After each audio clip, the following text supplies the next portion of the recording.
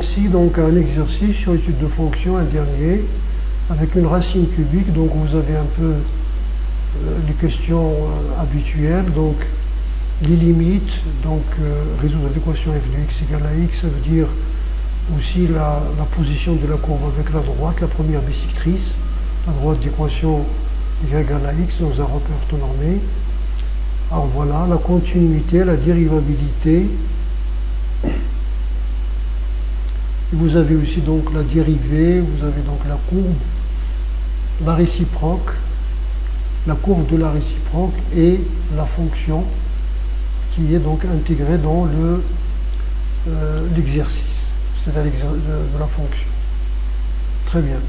Alors pour cette première question, limite en moins l'infini plus l'infini, la limite en moins l'infini donc de la quantité pseudo-radicale est égale à 1, plus haut degré sur plus haut degré, et la fonction racine cubique de x est continue en 1, donc la limite c'est racine cubique de 1 plus racine cubique de 1, généralement ça vous ne le dites pas, mais il faut le dire, c'est un théorème que nous avons vu au début de l'année au chapitre 1. Donc voilà, donc la limite c'est 2. La limite en plus l'infini, donc vous allez mettre x en facteur, puisqu'il ne s'agit pas d'indétermination, puisque vous avez ici le déterme, c'est x à la puissance 1, x à la puissance 1 demi, donc factorisation. Voilà, donc vous allez avoir x facteur de 2 sur x moins 1 moins 2 sur x. Alors ici vous avez plusieurs façons de faire.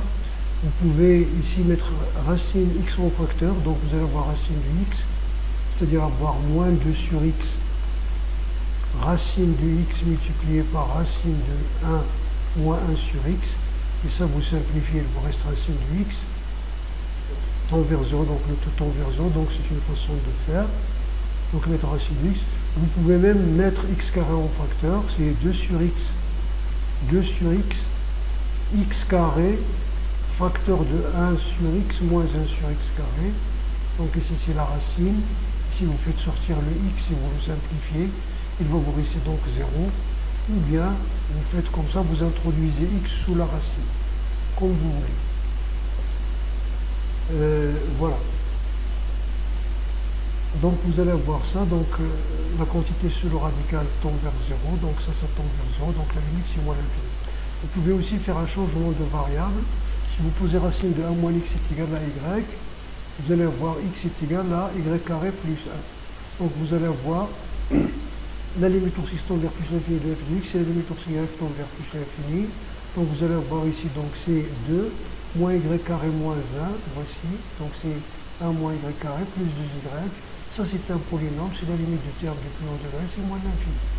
Pour cette question, donc B, donc les branches infinies, donc la limite en moins l'infini de f de x est égale à 2, ça veut dire que la courbe admet une asymptote horizontale d'équation égale à 2 au voisinage de moins l'infini. L'asymptote, nous avons déjà expliqué que cette horizontalité-là est due au repère, parce que le repère est orthonormé.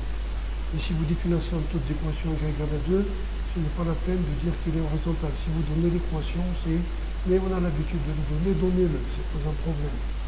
Limite x tend vers plus l'infini de f de x égale à moins l'infini.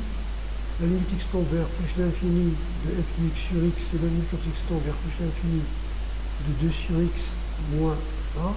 Donc c'est la limite x tend vers plus l'infini, donc voilà.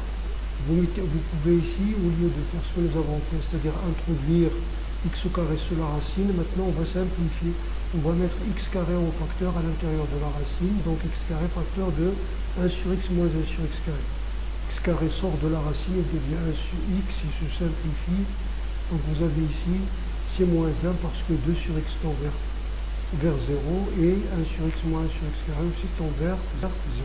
Il vous reste donc moins 1. Limite ours x tend vers plus l'infini de f de x plus x, c'est-à-dire moins 1 fois x, qui est limite x tend vers plus l'infini de d plus racine de x moins 1 est égal à plus l'infini. Ça veut dire que donc la courbe C de f admet au voisinage de plus l'infini, donc virgule ici vous devez le mettre, une branche parabolique de direction asymptotique, la droite d'équation y égale à moins x, c'est-à-dire la deuxième bisectrice du repère.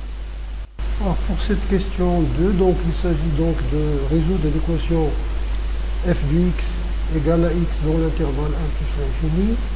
Donc soit un élément de cet intervalle, f de x égale à x signifie que donc 2 moins x plus 2 racine de x moins 1 égale à x, ou bien vous pouvez mettre les équivalences si vous voulez. Si vous voulez mettre ici l'équivalence, c'est pas la mettre, vous mettre le soin, vous mettez x appartient à virgule, donc ou bien point virgule, ou bien deux points. Alors vous allez ici donc, vous faites passer de l'autre côté, vous allez voir 2 racines de x moins 1 égale à 2 facteurs de x moins 1. Vous simplifiez par 2 et vous élevez au carré. Vous pouvez effectuer, si vous effectuez, vous allez avoir une équation du second degré. Sinon, vous remarquez qu'on peut mettre x moins 1 au facteur, donc x moins 1, facteur de x moins 1 égale moins 1 avec la première énergie. Parce que ça veut dire, c'est-à-dire ça, c'est x moins 1 au carré, moins x moins 1 égale à 0. Donc ça égale à 0, ça veut dire x moins 1 égale à 0, ou x moins 1 égale à 1. Donc x égale à 1, dans le premier cas, x égale à 1. Vous aurez pu aussi laisser comme ça, vous écrivez racine de x moins 1 est égal à x moins 1. X moins 1, c'est racine de x moins 1 au carré. Et vous mettez racine de x moins 1 au facteur de racine de x moins 1 égale à 0. Donc ce facteur nous donne x égale à 1, et ce facteur nous donne x égale à 2. On a la position relative de la courbe par rapport à la droite delta, c'est-à-dire l'équation v égale à x, c'est-à-dire par rapport à la première bisectrice. Alors d'après la question 2a, c'est-à-dire la question précédente, nous avions trouvé que pour tout x supérieur ou égal à 1, f de x moins x est égal à x moins 1 facteur de x moins 2. Comme x est supérieur à 1, x moins 1 est positif. F de x, comme, alors ici, vous avez comme x moins 1 est supérieur ou égal à 0. Alors, f de x moins x a le signe de x moins 2 sur 1 plus l'infini. Le signe de x moins 2 sur 1 plus l'infini. Pour l'autre cas, pour tout x appartenant à moins l'infini 1, vous avez f de x supérieur ou égal à x. Lorsque vous avez des racines cubiques, il est plus important de faire comme ça, f de x supérieur à x ou bien inférieur à x, au lieu de faire la différence. Parce que si vous faites la différence, vous allez avoir des parties conjuguées. X moins 1 est un nombre négatif et la racine cubique est un nombre positif. Nous savons que la racine cubique, un nombre positif est toujours supérieur à un nombre négatif. Voilà, comme x moins 1 est négatif, il est inférieur strictement à 0 ou égal à 0. Alors, racine du x cubique est supérieur à 1, c'est-à-dire f de x est moins x est supérieur à 0. Donc vous avez le signe de f de x moins x. Sur l'intervalle moins l'infini 1, il est toujours positif, c'est ce qu'on vient de trouver. Sur l'intervalle 1 plus l'infini, là, le signe de x moins 2, donc il est négatif ici, positif. Donc ici, vous avez la courbe, la position de C de f.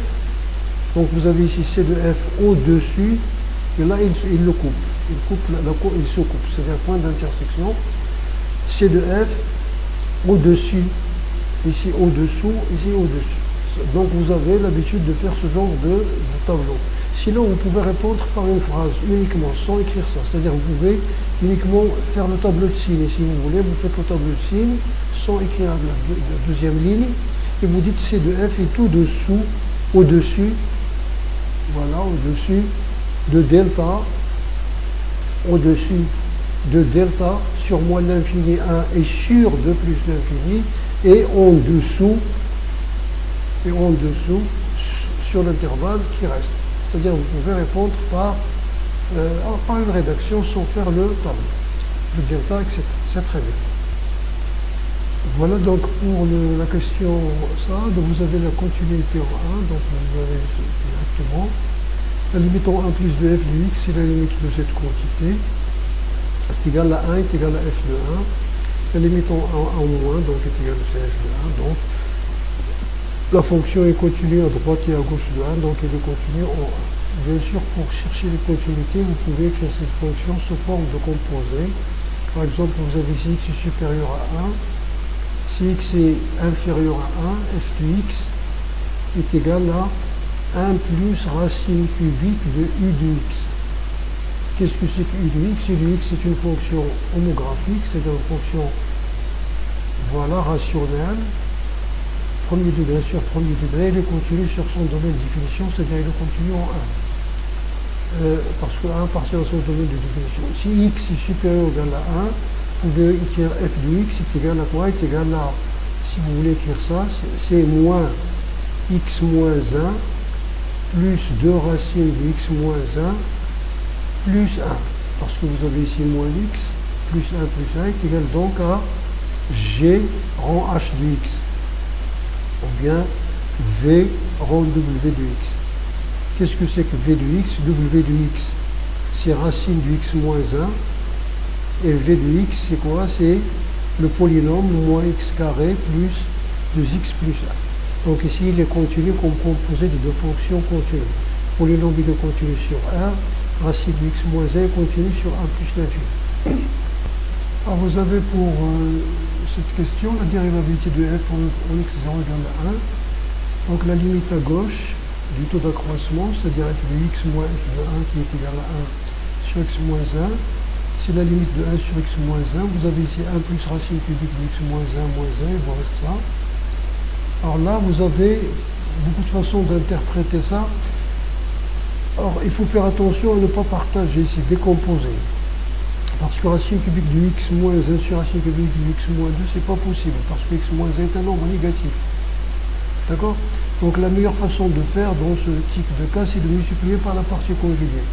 La partie conjuguée de racine cubique de x, c'est racine cubique de x au carré, le tout au carré. C'est-à-dire le produit vous donne racine cubique, vous donne x. D'accord? Le produit vous donne x. Donc ici, donc, on multiplie par la partie conjuguée. Donc nous allons voir ici x moins 1 sur x moins 2, parce que le cube, multiplié, on va diviser par la partie conjuguée.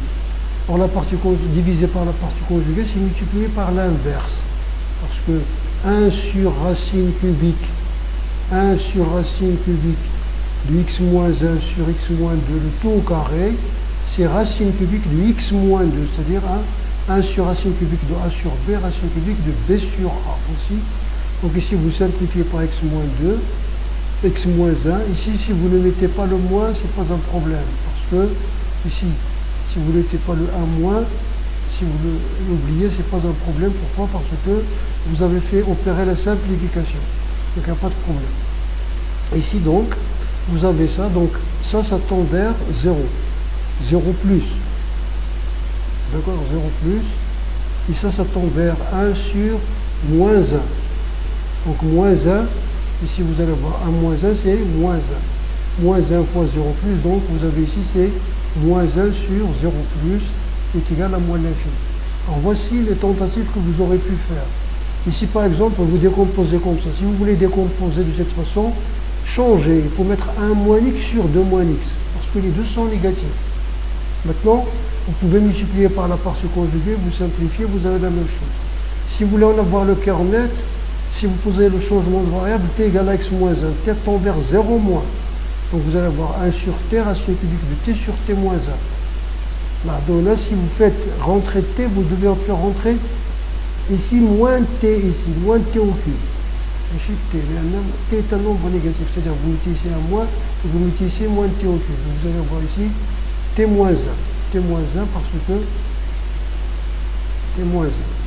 Parce que x moins 2, x moins 2, ça en a 1, ça en a 1. La même chose ici. Si vous voulez faire rentrer x moins 1 à l'intérieur de la racine cubique, tu dois mettre ici un moins à l'extérieur, 1 moins x au cube, parce que c'est un nombre négatif. Donc pour éviter ce considération de signe, il vaut mieux faire comme ça, c'est la limite maintenant pour la dérivabilité à droite. La limite à droite, vous avez donc les taux d'accroissement. Ça, donc ici, il n'y a pas de problème. Donc vous avez 1 moins x. 1 moins x divisé par 1 moins x, ça vous donne moins 1. Et vous avez ici racine du x. X moins 1 est un nombre positif, parce qu'il y a x tend vers plus. Donc vous pouvez simplifier par la racine, parce que si vous avez racine de x sur x, donc est égal à 1 sur racine de x. Vous savez donc ça, donc vous multipliez par la partie conjuguée. Très bien. Donc la limite est égale à plus l'infini. Finalement, donc là, la fonction f n'est ni dérivable à droite, à gauche, ni dérivable à droite de 1. Parce que la limite est infinie. En interprétation graphique, vous avez la limite en plus l'infini, la limite en a moins, en a plus est égale à plus l'infini, et la limite en a moins est égale à, en 1 moins est égal à moins l'infini. Donc vous avez dans les deux cas une demi-tangente verticale dirigée vers le haut, ou bien orientée vers le haut, ou bien vers les ordonnées positives. Encore, c'est la demi-tangente définie par donc x égale à 1, y supérieur ou égal à 1, sans parler de dérivé ou quelque chose comme ça. Mais généralement, vous écrivez ça, donc écrivez. Très bien. Alors la question ici, c'est de montrer que f' du x est du même signe que 2 moins x. Donc la fonction est dérivable. Sur 1 plus l'infini, c'est pas demandé, mais elle est dérivable, comme nous avons vu là-bas, comme composé de deux fonctions dérivables.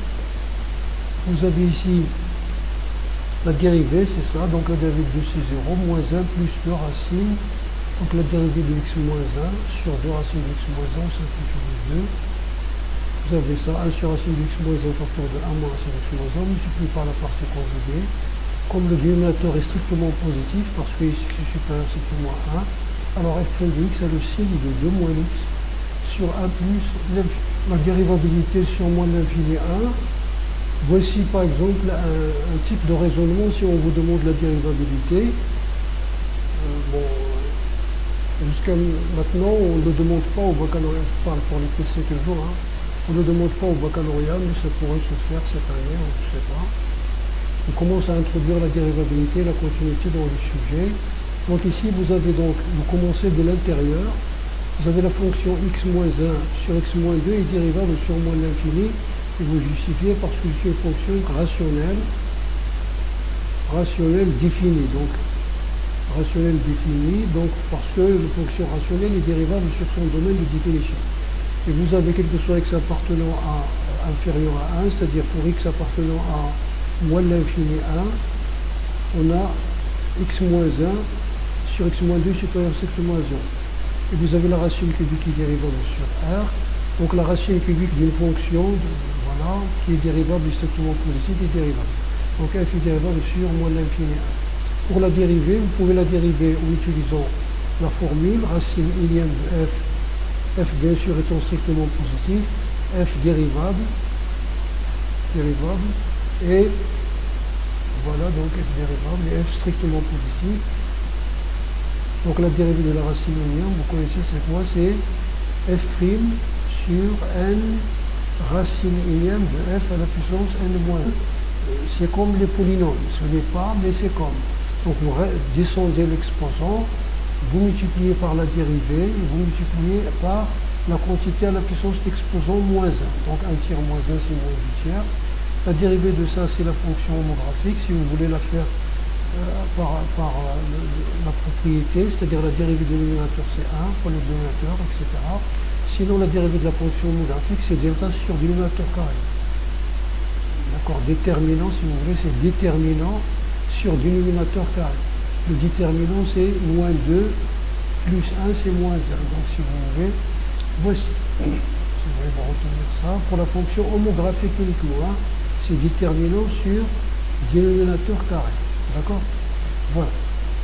Donc, voici la question. Donc, voici le tableau de variation. Nous avons vu que la dérivée est strictement négative sur l'intervalle moins l'infini 1. Donc, voici. Donc, la fonction est décroissante. Nous avons trouvé que la réalité au moins l'infini, c'est 2 dans la question 1. Et l'image de 1, c'est 1. La fonction est continue. Ici, sur l'intervalle 1 plus l'infini, la dérivée a le signe de 2 moins x. Le signe de 2 moins x, donc il s'annule en 2. À gauche, sur la gauche, il est positif, négatif. Donc elle croît, l'image de 2 c'est 2, c'est de remplacer ici par 2, et vous avez la limite en plus l'infini, c'est moins l'infini que nous avons trouvé, donc vous avez ça. Et vous remarquez ici que vous avez ici, nous avons trouvé la limite moins l'infini, donc ici les là sont concordants, et ici la limite plus l'infini. C'est-à-dire au cas où vous avez trouvé ici la limite c'est plus l'infini, donc vous allez vous poser la question. Soit ce signe est faux, soit ce signe est faux. D'accord? Donc c'est un moyen de vérification, de validation de votre règle. Voilà donc pour la question 5a, c'est évident. Donc il y a recherche l'image d'un intervalle. Donc par une fonction continue strictement croissante. Donc l'image de l'intervalle, c'est l'intervalle qui est pour les images, pour bornes les images des bornes. Donc voici f de 1 et 1 de 2. C'est égal à 1, 2. f de 1, c'est ici, vous avez f de 1. Là, f de 1 c'est 2 moins 1, donc c'est 1, on l'a vu, f de 2 c'est 2 moins 2 c'est 0, plus 2 fois 1 c'est 2. Très bien. Montrer qu'il existe un réel alpha dans l'intervalle 6, 7, tel que f de alpha égale à 0. Donc cette existence, il existe un réel, ça doit toujours vous conduire vers le théorème des valeurs intermédiaires. Ça veut dire, on montre que l'équation f de x est égale à 0, admet une unique solution alpha dans l'intervalle 6, 7. Donc 6, 7 ouvert. 6, 7 ouvert. Donc on peut appliquer donc le théorème des valeurs intermédiaires, puisque la fonction est continue, on peut l'appliquer sur l'intervalle fermé. F est continu sur 1 plus l'infini parce qu'il est dérivable, donc continu, donc il est continu sur 6, 7, sur toute partie de 1 plus l'infini. F est strictement décroissante sur 6, 7, d'après la question 4a. F de 6 fois f de 7 est égal, donc si vous remplacez ici par 6, vous allez avoir moins 4 plus 2 racine de 5. L'autre c'est par 7 ici, moins 5 plus 2 racine de 6. Ou quand vous n'aurez pas la calculatrice sous la main, donc ici vous multipliez par la partie conjuguée. 4 fois 5, 20 moins 16, c'est 4. Sur 2 racines de 5 plus 4. Ici, 4 fois 6, 24 moins 25, c'est moins 1. Donc le produit est négatif. D'après le théorème des valeurs intermédiaires, f de x égale à 0 à une unique solution alpha dans 6, 7. Pourquoi on a ouvert l'intervalle? Bien sûr parce que le produit des images est inférieur strictement à 0. Donc alpha ne peut être ni 6 ni 7. Très bien. Ici, si vous avez appliqué le théorème de valeur intermédiaire sur l'intervalle ouvert, vous cherchez f de 6. Pourquoi? Parce que la fonction étant continue, f de 6 est égal à limite en 6 plus de f. Parce qu'il est continu en 6, donc la limite à droite est égale à la limite à gauche est égale à l'image. Donc ici, j'ai la restriction de f sur l'intervalle moins l'infini 1. On peut aussi écrire g est égal à f restreinte à l'intervalle moins l'infini 1. Donc c'est pas la peine de ça. La fonction g est dérivable sur moins l'infini 1, donc il est continu sur moins l'infini 1. Vous avez aussi la fonction est strictement décroissante sur moins l'infini 1. C'est le résultat de la question 4b. Donc g admet le réciproque g-1 défini sur l'intervalle g est égal à g de moins l'infini moins 1. G de moins l'infini les masses de l'intervalle moins l'infini moins 1 par g. G c'est la fonction f, moins l'infini moins 1. Donc c'est f de 1 ici. Donc on change les bornes parce que la fonction est décroissante. Et ici on ne prend pas la limite à droite parce que la fonction est continue à gauche de 1. Donc la limite à gauche de 1 est égale à f de 1. Et f de 1 c'est 1, f de 2, la limite au moins de l'infini c'est 2. Donc x tend vers au moins de l'infini, ça va nous donner donc l'intervalle ouvert, donc 1, 2. Donc ici on va calculer g-1' de 3 demi. On sait pas maintenant quel est le nombre qui nous donne 3 demi, c'est-à-dire on doit résoudre l'équation g de x égale à 3 demi. D'accord? Généralement, on vous dit calculer une image et déduire la réciproque. Donc, on va chercher g de x est égal à 3 demi, on va résoudre cette équation. Donc, ça veut dire que racine cubique de x moins 1 sur x moins 2 est égal à 3 demi. On fait passer le 1 de l'autre côté, ça va nous rester 1 demi. On l'élève au cube, donc x moins 1 sur x moins 2 égale à 1 huitième. Donc, 8 facteurs de x moins 1 est égal à x moins 2. Donc vous allez avoir ici 8x moins x, c'est 7x, moins 2 plus 8, c'est 6. Donc 6 septièmes. 6 septièmes, bien sûr, et bien sûr dans l'intervalle moins l'infini 1. Donc g moins 1 de 3 demi est égal à 6 septièmes. Parce que g de 6 septièmes est égal à 3 demi.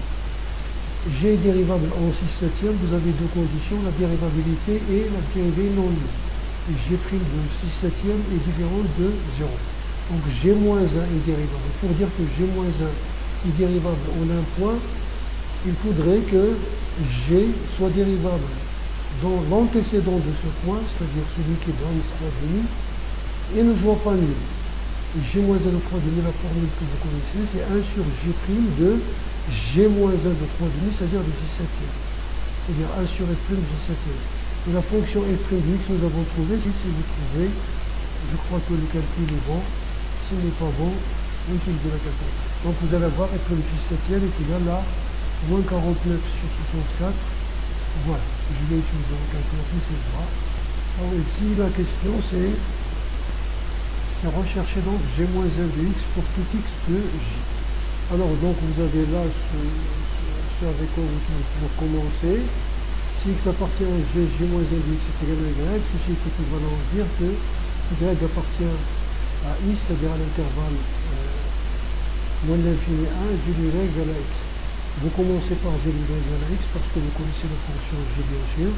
Donc g de y égale à x est équivalent à dire 1 plus racine cubique de y de moins 1 est égal à x. On va passer x de l'autre côté, et cette quantité-là est positive, il faut faire attention parce que si elle est négative, il n'y a pas de solution, positive ne peut pas être négative. Pourquoi? Parce que x appartient à j. Et j c'est l'intervalle 1, 2. Donc ça est supérieur strictement à 0. Donc vous élevez à la puissance 3, puis vous multipliez donc les moyennes et les extrêmes, donc vous allez avoir y de moins 1 est égal à y fois x moins 1 à la puissance 3 moins 2. Donc vous mettez y facteur de x moins 1 à la puissance 3, vous ramenez les y ici moins 1, x moins 1 à la puissance 3 moins 1 est égal à, vous passez l'autre à gauche, 2 facteurs de x moins 1, et bien ici vous pouvez écrire c'est 1 plus 1 sur y moins 2 est égal à x moins 1 au cube. Puis vous passez le 1 ici. Puis vous inversez, vous faites l'inverse. X moins 1 au cube. Puis vous passez le 2 de l'autre côté, vous avez la même solution. Là voici donc y moins 1, vous divisez, voilà, vous avez tout ça, donc y de g moins 1 est égal à 2 plus 1 sur, ici, 2x moins 1 au cube moins 1 sur x moins 1 au cube moins 1. Et on a incliné que tu peux mettre 2 en facteur, c'est 2 facteurs de x moins 1 au cube moins 1. Mais tu n'as pas, donc tu dois ajouter 1. Et tu décomposes, donc tu simplifies, je prends 2, 1 là, plus 1 sur. On va vérifier, nous avons g moins 1 de 3 demi est égal à 2, 2 plus 3 demi moins 1 c'est 1 demi. 1 demi au cube c'est 1 huitième. Donc vous allez voir ici 2 plus 1 huitième moins 1. 1 huitième moins 1 c'est moins 7. Moins 7 huitièmes, donc vous allez voir moins 8 septièmes. 14 moins 8 6 septièmes, ce que nous avons trouvé ici en résolvant l'équation. C'est très bien. Alors voici la courbe donc, CF et la courbe de la réciproque. Voici comment vous allez la faire au crayon. Avec le crayon, ça va être mieux qu'avec le stylo comme ça parce qu'il glisse. Donc vous avez votre fonction, donc vous avez une asymptote horizontale, d'équation égale à 2. Si vous avez une branche parabolique, de direction y égale à moins x, c'est-à-dire la deuxième bissectrice. Donc votre fonction là, elle est, vous avez ici une demi-tangente verticale dirigée vers le haut, donc votre fonction elle décroît vers, donc l'image de 1 c'est 1, il décroît donc il se colle avec la tangente, puis il démarre la tangente, l'extrémum, le maximum, et voit le point de coordonnée de 2, puis il descend en ayant un creux, il forme un creux qui regarde la droite. C'est ça la branche parabolique. Un creux qui regarde cette droite. Bien sûr, il ne faut pas avoir l'habitude de se rater, de zerbeji la fonction direct. C'est faux. Parce que tu dois avoir une inflexion et c'est une asymptote. C'est un creux comme ça. C'est pas nécessaire qu'il colle. D'accord? Très bien, voici. Tandis que G-1, alors qu'est-ce que vous avez pour G-1? Si vous avez une asymptote oblique, il devient une asymptote. Et une asymptote horizontale devient une asymptote verticale. D'équation x égale à 2. Si vous avez une demi-tangente verticale vers le haut, va devenir une demi-tangente horizontale vers la droite. Verticale vers le bas devient horizontale vers la gauche. Donc voici donc donc il colle avec la tangente et il descend. Ici on nous a donné que l'image de 0,6, 0,8, donc avec 0,8, donc celui-là est au 0,8. Et le point A est coordonné à 1, il est dans le 2, et comme ça. Voici avec le GeoGebra, donc c'est plus clair, mais c'est la même chose, d'accord? La fonction il décroît, en s'écrasant sur la tangente, puis il décolle avec la tangente, voilà, il va vers le maximum de 2, et puis il va descendre, donc vous regardez le creux, voilà comme ça. C'est-à-dire il ne faut pas brusquer, aller brutalement vers ça. Donc voici votre cours.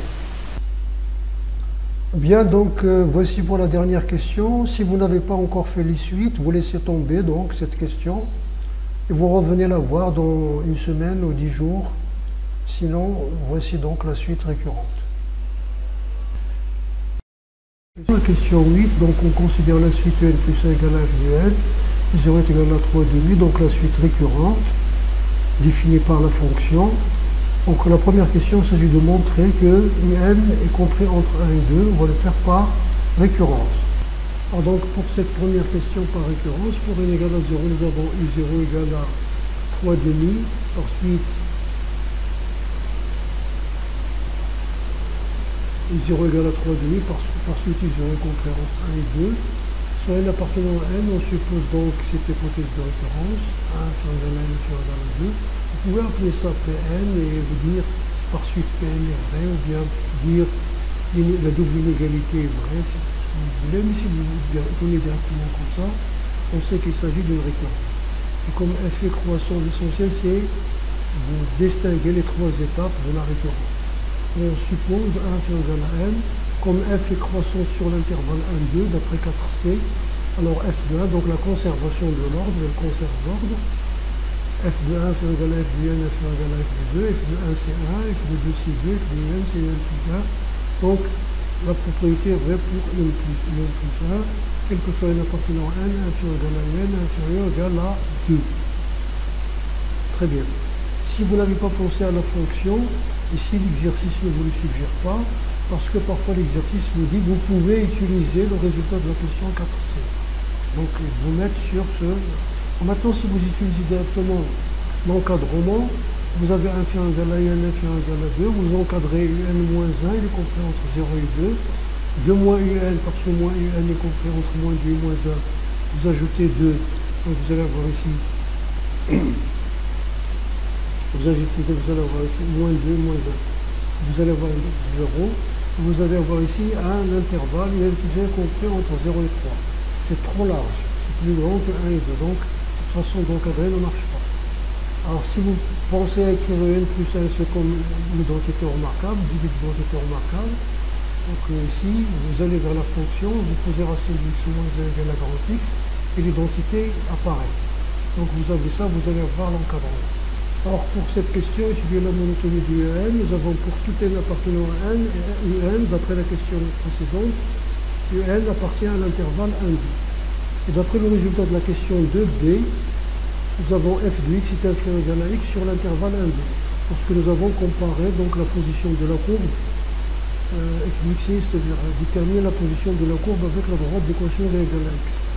Donc f de un, puisque sur cet intervalle, f de x est inférieur égal à x, un appartient à cet intervalle, donc f de n est inférieur égal à un. Par suite, pour tout n appartenant à n, un plus 1 qui est égal à f de n est inférieur égal à 1, donc la fonction est strictement décroissante. Strictement, parce que même si vous avez l'égalité pour un nombre de termes, par exemple f de 1 égale à 1, f de 2 égale à 2, même si vous avez un nombre fini de points, il est strictement décroissant. Il est strictement décroissant, d'accord? Strictement monotone. Il faut un intervalle, même très petit, pour qu'il soit constant. Alors pour cette dernière question C, la suite, déduire que la suite UN est convergente et calculer sa limite. Alors la suite UN, donc on va ici utiliser pour la convergence un critère de convergence. La suite UN est décroissante, minorée, donc elle est convergente. Ou encore, vous connaissez l'autre, croissante, majorée, donc elle est convergente. Bien, donc elle est convergente, ça veut dire qu'il admet une limite finie. C'est-à-dire qu'il admet, ça veut dire que la limite de UN, si vous mettez n temps vers plus infini, vous ne le mettez pas, c'est pas grave, appartient à pour la suite, uniquement pour la suite, parce qu'il n'y a qu'une seule limite, c'est la limite en n temps vers plus infini.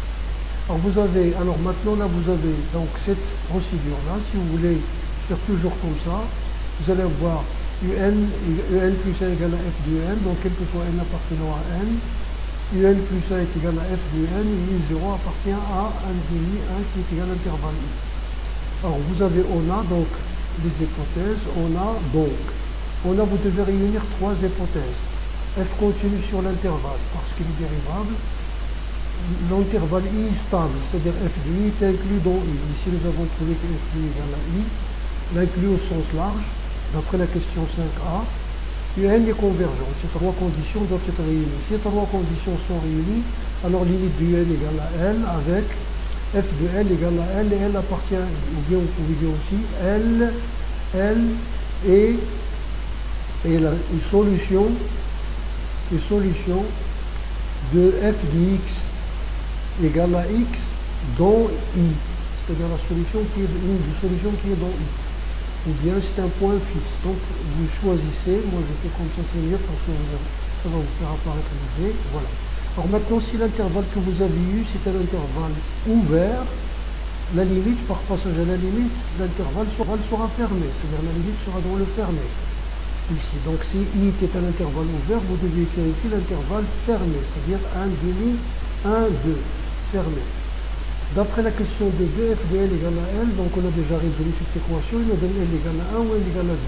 Comme la suite N est décroissante et U0 est égal à 1 demi, alors N égale à 1. Pourquoi? La suite est décroissante, ça veut dire qu'il est majoré par son premier terme. C'est-à-dire que tous les termes sont inférieurs ou égaux au premier terme. Lorsque vous passez à la limite du N c'est 1, la limite du nombre 3 demi c'est 3 demi, donc vous avez la limite. C'est comme ça pour vous rappeler, on vous dit peut-être en classe que si tu as deux valeurs, si la suite est décroissante, tu prends la petite valeur, si la suite est croissante, tu prends la grande valeur. Voici la démonstration de cela.